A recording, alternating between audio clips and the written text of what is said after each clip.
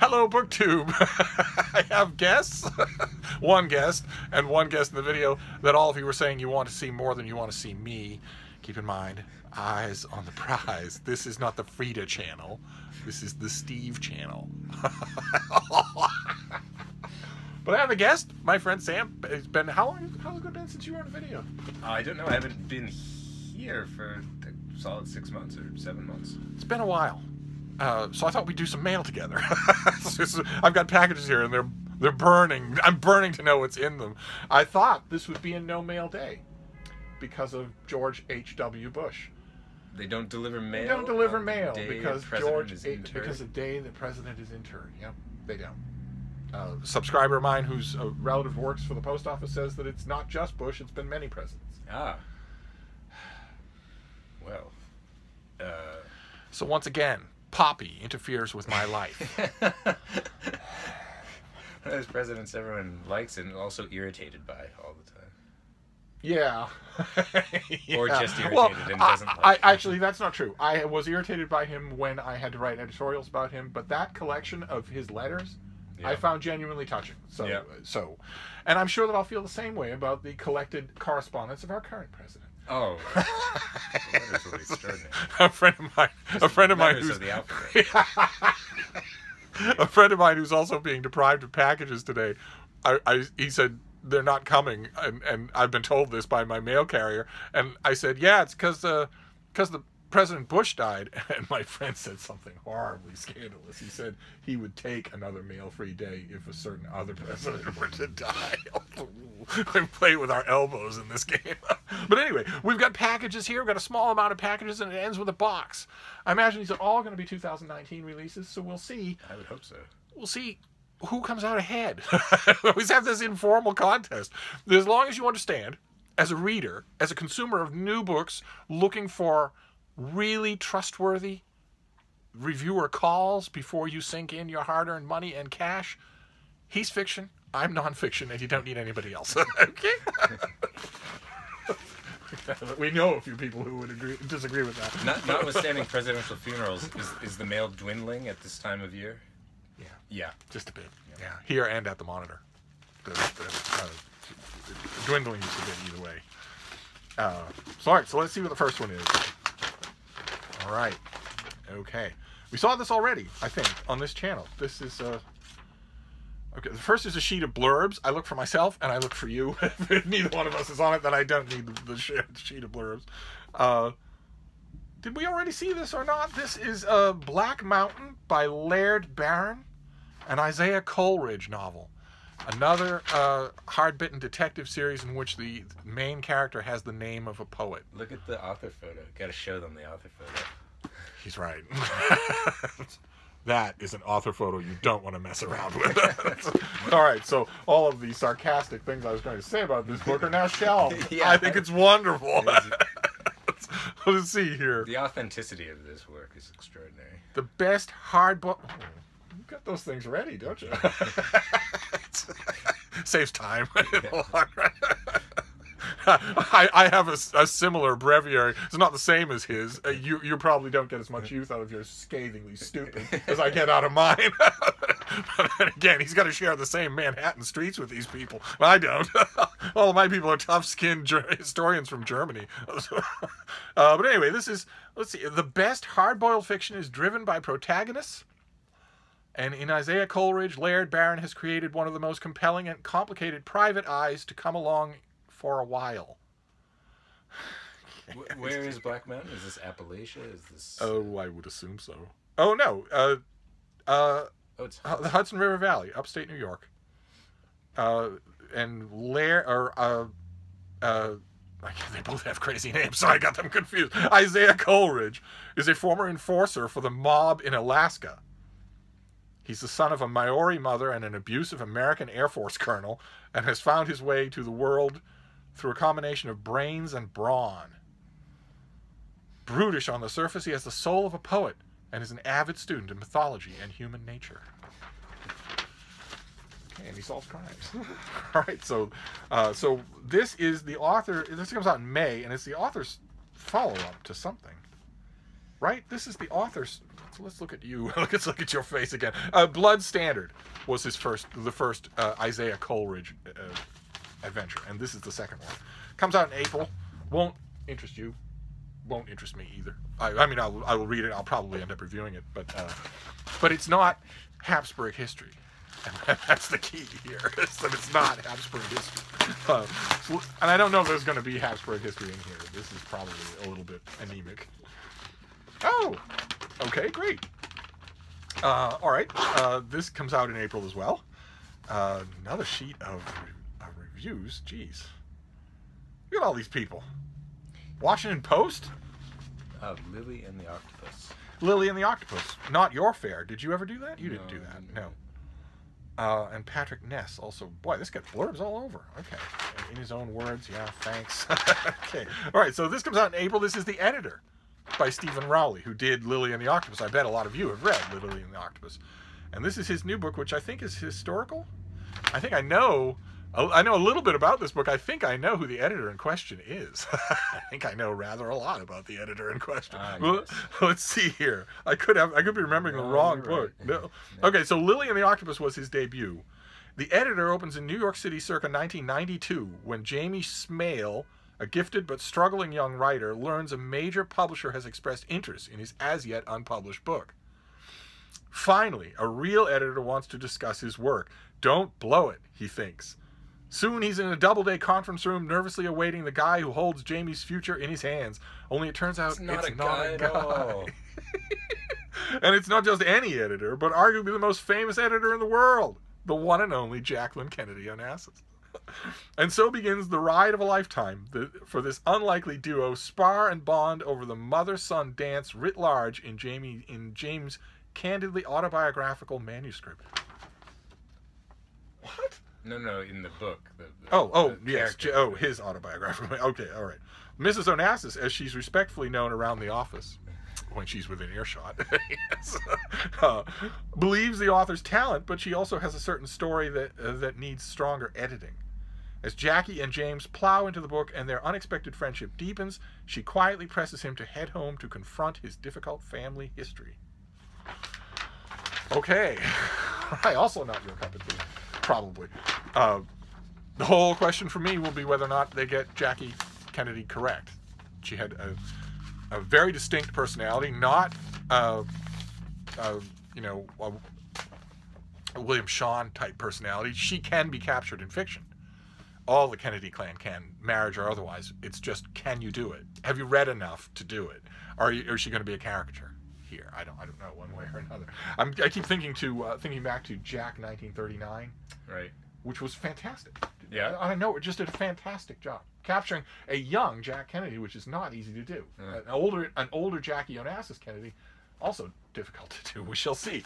But I might point out a tedious point that I've been making on this channel, which is that I've been predicting that 2019 looks like it's going to be a banner year for historical fiction, and this book tends to, if it's good, it will certainly underscore that. All right, let's see what's next here. Oh, goodness gracious. Okay. We have our first winner. We have a certain Steve book. Wow. Okay. The single most specific subtitle of a book I've ever seen. I didn't know this was coming. Let's see here. This is by Nancy Eisenberg and Andrew Burstein, and it is called The Problem of Democracy. And the subtitle is The President's Atom, Confront the Cult of Personality.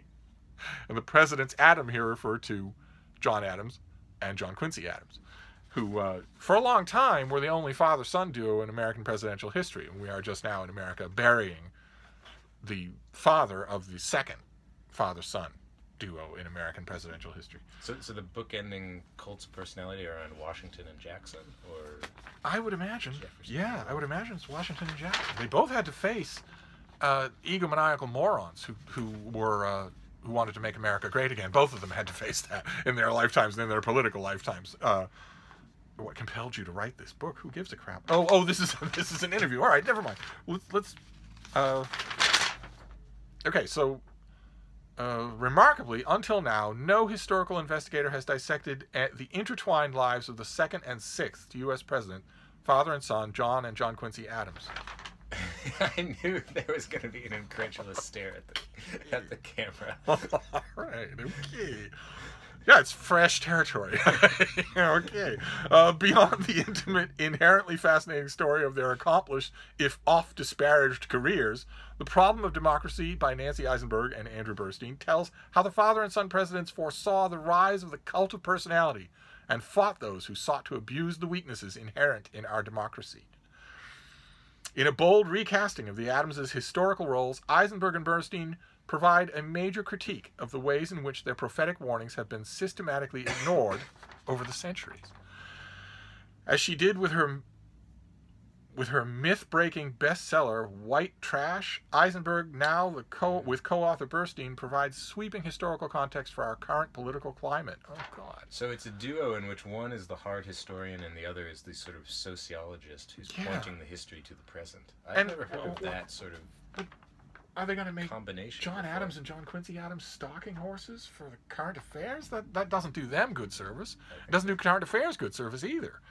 It's a big book, though, and it comes out in April. The Problem of Democracy is an urgent problem. It was the two Adamses who forecasted what future generations would have to contend with when they demanded that Americans stop turning their backs on the most self-evident truths. Their losses at the polls do not automatically reflect the failure of the Adamses' ideas, and there is no better time than the present to learn from the American nation's most insightful malcontents.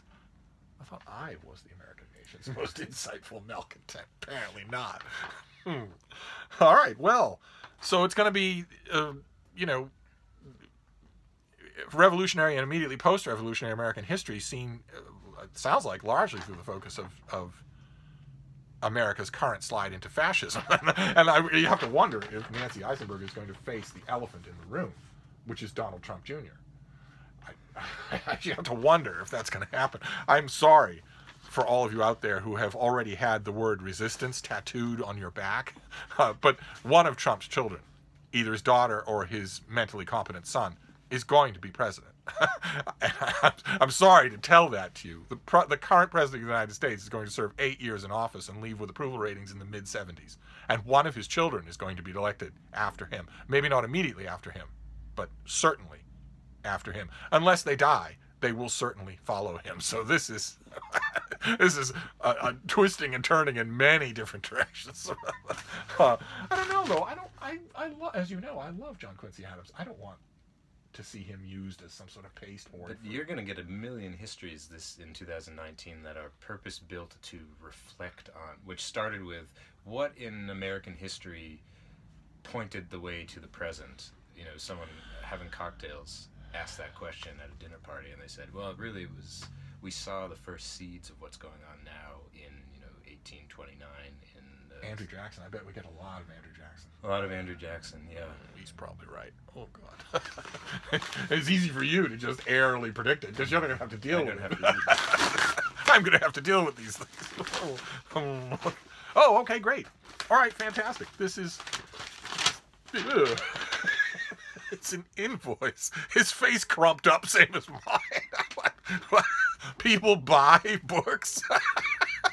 We already saw this on this channel. These are 3 Kevin Killian memoirs from the glory days of the 1980s. I won't say the glory hole days because this is a family channel. The glory days of the 1980s and being a trailblazingly sassy gay man. He writes like an angel, and this book is one memoir that did come out, and then a couple of others that have either had limited circulation or have never been reissued. I was mentioning, I got a previous copy of this. This is... this is MIT Press. They Semiotext. We know. Semiotext. Yeah, they're It's good. Chris Kraus. Oh, right. Okay, all right. I was going to say we know. we knew. But I was praising already that MIT gave the green light to something like this. It's just incredible. I'm so happy that this is going to exist again in the world. That's fantastic. But there's no reason to drag us through it again. Let's just move on here. They're going to want to see more of the bean before this is over. I've been getting complaints that she's been missing from, and you notice she's not destroying packages here because she's cuddling. All right, well, James Vlahos. Okay. Okay. Oh, right. Okay. I mentioned this. I'm looking forward to this. I mentioned this on this channel before. This comes out in March. It's by James Vlahos, and it's called Talk to Me, and it's all about voice computing. This author claims that the next revolution in computing will be voice computing. The claim that he makes in this book is that in 10 years at the absolute outside, it will seem strange to everyone in the world to ever type anything. Especially, even, I mean, maybe if you're doing, composition of a book review, for instance, but anything else, no, absolutely not, under any circumstances. All the rest of it, it will all be voice recognition, and not only that, but that everything else will be too. The lock on your bike will respond only to your voice, and there won't be any other way to unlock your bike. The lock on your house will be voice recognition and whatnot. Let me give the hub sheet a chance to speak for itself here. Every decade or so brings a paradigm shift that revolutionizes how people interact with technology. And this author shows that we are now in the early throes of such a revolution, voice computing. Siri and Alexa are both very simplistic forms of this breakthrough in voice computing. But the day is coming soon when we will talk as fluently with our phones, household appliances, cars, and so on as we do with any human. Some humans aren't all that good at talking fluently. Some humans could be superseded by voice computing. Ask your subscribers what they think of this premise. I mean, it's not fair to talk about it too conclusively without having read the book, but we have Siri and Alexa. Do people actually like them? That's a good idea. You're a natural booktuber. Do you have Siri and Alexa in your home? Do you reflexively talk to the thing now? Do your children? Yeah. That's fascinating. That's a very good question. Do your children? What about, is there such a thing as voice recognition on cell phones? I imagine that's the final frontier. Do you talk to your cell phone? Yeah. Do you get your cell phone to do things? Yeah. With voice? I mean, Siri just sits there in the room. These devices just sit there in the room. But what about the device you take with you? I would think that would be... Well, anyway, this guy says that revolution is coming, and I think that's fascinating. I read a chunk of the book already at the monitor, and now I'm going to get to read the whole thing once the new year starts. Oh, and I mentioned I don't think I mentioned this mail haul ends in a box. So let's see what the. But he's right. What I want to hear whether or not you use voice computing now, and whether or not you could foresee yourself using it in the future. Oh goodness. Oh my. All right. This looks like your line of country here. This is. Why? Because it looks boring. I wasn't going to say that. It looks respectable. Literary. It looks literary. It looks like literary fiction. This is by Lorraine Devon Wilk, and it's called The Alchemy of Noise. It's a beautiful cover of gray clouds. Over Chicago? Is that Chicago? Or is that New York? That's Chicago. The Alchemy of Noise. I always think of Northern Exposure. When Maggie, the bush pilot Maggie on Northern Exposure, has been serially killing her boyfriend. She's just gone through a long list of she becomes their girlfriend, and they die under grotesque and baroque circumstances. And one of her boyfriends who dies was working on an interminable novel, and it was called The Mountain of My Misgivings. And I always think of Brandon Fawsley gave it that title, and it's a perfect title. I always think of it when I encounter something like this. I can't remember if he's the boyfriend who froze to death on a glacier or who was struck by a satellite that came down, that fell from outer space. One of the boyfriends was camping at night, just randomly camping out in the wild, and he looked up at an owl that was looking at him and said, "What are you looking at?" And those were his last words, because the next thing he was incinerated by... Well, no, he wasn't incinerated by the satellite. He was melded with it, because when they buried him, the coffin had things. It has wires and tubes sticking out of it, because he had fused with his body. I can't remember if he was the author of The Mountain of My Misgivings or not. Your younger subscribers are going to have to YouTube. They are, yes. Northern Exposure, which is the best show on television. It's the best show on television. If you've not experienced it, you've missed a gem. It is so good. There's so many great moments in it, like when the overlord of Sicily, Alaska, Maurice Manyfield, is out fishing, minding his own business, and he's listening to the town's one radio station, and Chris, the hippy dippy DJ of the radio station, just happens to mention that Walt Whitman was gay, and Maurice throws his fishing rod down, gets in his truck, drives to the radio station, and pummels Chris. How dare you?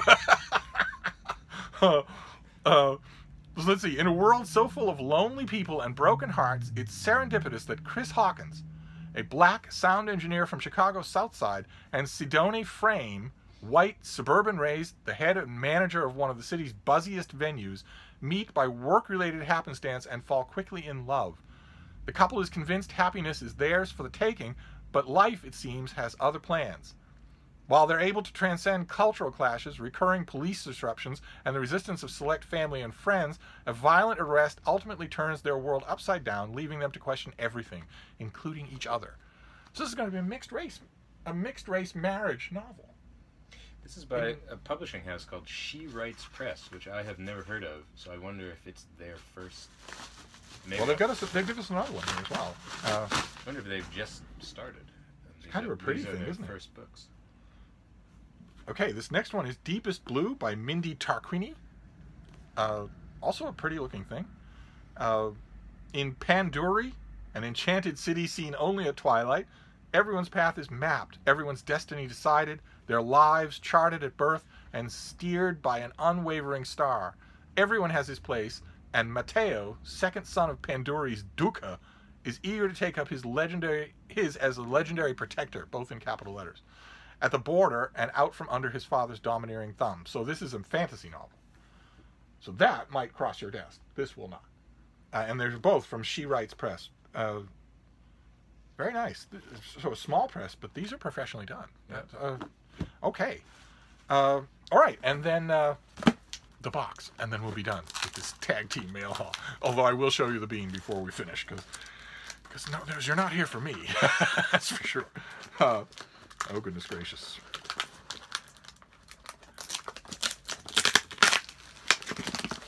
See, where are your scissors? They mock me for having the scissors nearby. But they come in mighty handy. Okay, all right. Brief word while we're on the subject for you book publicists out there. You're sending it to Boston, okay? Not to Utopia Planitia on Mars. You're sending it to Boston. So you really don't need to... Oh, my. Oh, my. Okay, another big history book. This comes out in April. This is by Toby Green, and it is A Fistful of Shells. West Africa, from the rise of slave trade to the age of revolution. I love West Africa. Been over every inch of it. By the time the scramble for Africa among European colonial powers began in the late 19th century, Africa had already been globally connected for centuries. Its gold had fueled the economies of Europe and the Islamic world for nearly a millennium, and the sophisticated kingdoms spanning its west coast had traded with Europeans since the 15th century. Until at least 1650, this was a trade of equals, using a variety of currencies, most importantly, cowrie shells imported from the Maldives and the Nzinbu shells imported from Brazil. But as the slave trade grew, African kingdoms began to lose prominence in what had been a collaborative relationship with Europe and its American colonies. The consequences of this shift have been affecting world politics and global economy ever since. And part of this story is going to be the horribly awkward moment when European traders realized that their trading partners were more valuable than the goods. And that maybe instead of coming on shore with a couple of porters to help you move stuff, you should come on shore with a small armed detachment, because you're looking at living property. The merchants and their children and their wives whose houses you had been doing business with for generations would fetch a pretty profit on the open market. I don't think I've ever read a dedicated history of industrial West Africa. I've read the chapters in books like Reader's Africa, but this will be a revelation. All right, well, there we go. So that's the mail. Bean, where are you? Are you falling asleep, little girl? Oh, God help us. Ooh. Ooh. There she is. Oh, oh, you're a good girl. All right, so that is the mail. A little help from a friend. We have A Fistful of Shells, West African History, Deepest Blue, and Alchemy of Noise, 2 new books from a publisher that we don't recognize. I noticed you grabbed the one contemporary fiction that it was all of a sudden in his grasp. Then Talk to Me, a new book about the upcoming revolution of voice computing. And a second copy of Kevin Killian's Fascination, 3 memoirs of his about the 80s, when, as I've mentioned on this channel before, everything made sense. Then The Problem of Democracy, about the President's Atom. The President's Atoms, the editor by Stephen Rowley, about a young writer's encounter with Jacqueline Kennedy Onassis, who was an editor.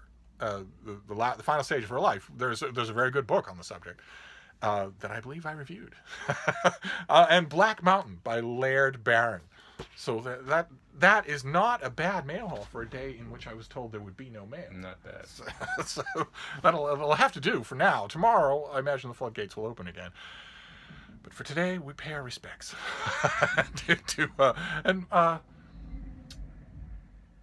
And that's it, right? There was only one book in here that was of real interest to you. There were 3 or 4 that were of interest to me. And that's the mail for today. So we'll wrap this up, and we'll all see you soon. Thank you, BookTube.